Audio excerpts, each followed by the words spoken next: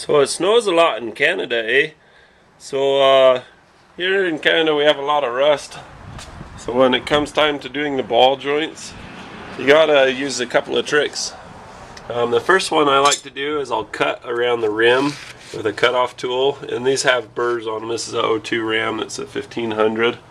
See? You know I wouldn't lie to you. Anyway, you cut around here, spray it with penetrating oil, and when you put your ball joint press and your impact gun on it and it still won't come off, just smack it, eh? Give it a little love tap. So you get going with your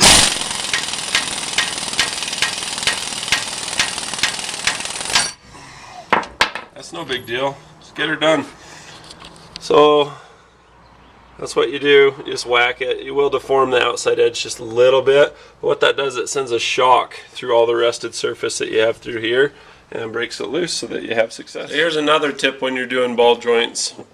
What I'll do is I'll take the ball joint and I'll put the grease zerk in there and I'll tighten it down all the way, and then you can take an awl or white out or whatever you want, but make a mark as to the direction of where the grease zerk is, and then pull it back out. If you go to press it in or assemble things with it in, it's just going to snap it off, and that's no good to anybody. So you mark it, and that way when you go to press, you'll know where it's going to be. Now with this one, you've got a steering knuckle, and the steering knuckle blocks access of your grease gun.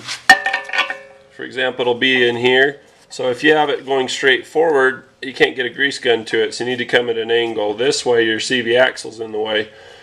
So you'll want to have it diagonally out this way or this way, but in order to get that right and have your grease zerk be in there tight, you got to have it marked beforehand. So I'll put this one in about like that, because usually the grease monkey techs, they'll look for the grease zerk from the front, so I'll aim it to the front and at that angle. And that way when I press this in, I know I'll be able to put the grease zerk in nice and snug where it belongs, and it'll wind up being oriented properly. Another ticking trip, tick, tick, tick, tick, tick, tick, tick. I like to do is I'll put automatic transmission fluid. I'll coat the inside of this with ATF, and then I'll also put it around the ball joint. It works as a lubricant, but it also has different things, properties that cause it to not rust in there. So that's the other thing. So there's a couple of tricks for you, the little arrow mark and the transmission fluid on it. See there, now that's gorgeous by design. That's what we're looking for. And when then it's closed in by this box, it will still be accessible from the front. It'll be really easy to grease it. If you like this video and you'd like to see more like it, click subscribe.